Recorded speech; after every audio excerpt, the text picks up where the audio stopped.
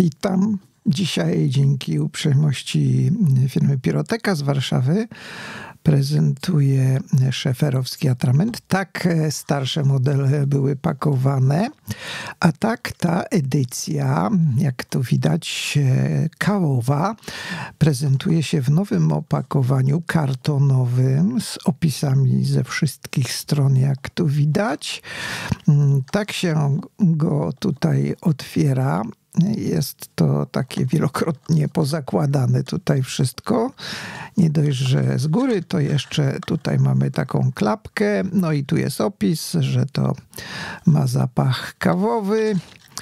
I taka jest tu jeszcze tekturka mocująca. No a w środku mamy taki właśnie oto pojemniczek, który kształtem właściwie nie różni się od tego, który pokazałem poprzednio. Nawiązuje do starych, jak tutaj widać, wyprodukowane w Indiach. No i niewiele tutaj więcej można dodać, poza tym, że trochę mi tu ostrość nie chcę złapać. Mam nadzieję, że w końcu się to udało. No i teraz pierwszy rzut oka na to, jak atrament się prezentuje. Tak mniej więcej ślad jego wygląda na dolnej stronie wieczka.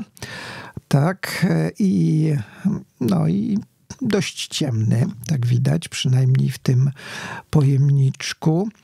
Wąchałem go, do tego jeszcze wrócę, ale poza tym, że ja go wąchałem, dałem go jeszcze powąchać 2 osobom, które miałem w zasięgu, że tak powiem, węchu.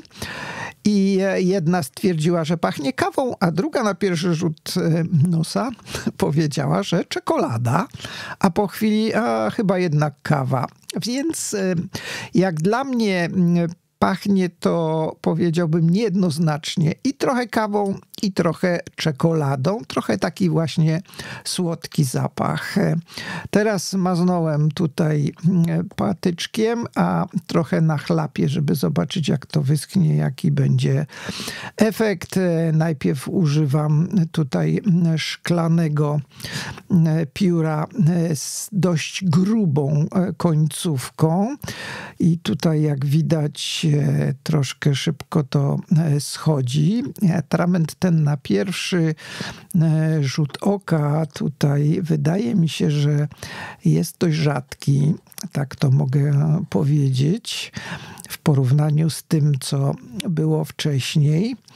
I troszkę na tym papierze, a jest to zeszyt kaligraficzny Archie's Calligraphy, który do tej pory zawsze wykorzystywałem przy próbkach atramentu, i teraz druga taka maczanka szklana, tym razem tak ja ją nazywam XF, bo bardzo cienka, natomiast bardzo szybko mi tutaj po niej spływa ten atrament i trochę jak na moje oko jest jego więcej niż normalnie przy innego rodzaju atramentach, na których testuję te różne atramenty na tych 2 próbkach. Dla porównania dam tutaj jeszcze ten wcześniejszy szeferowski błękit, który pokazywałem pudełko i opakowanie wcześniej. I tutaj widać, jakby nie jest taki rzadki, bardziej gęsty wydaje się ten atrament, co widać po tym, że tu nie rozlewa się. Jeszcze ta XF-ka szklana, jak można powiedzieć, tutaj widać ewidentnie, że atramentu mniej spływa na papier. Takie moje są wstępne uwagi, jak zachowuje się ten atrament na papierze.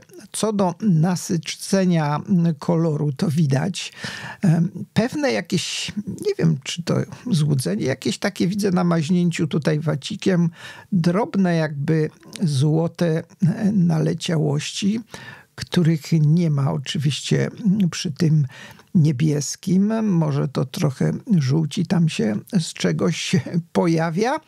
Natomiast tak z grubsza ów atrament na papierze się prezentuje. I jak widać na obu przykładach znacznie bardziej przenika przez papier niż ten szeferowski, a próbki wacikiem właściwie były takie same. No i tyle, co mogę powiedzieć i pokazać odnośnie nowego atramentu firmy Schaefer o zapachu kawy. Dziękuję za uwagę i do usłyszenia.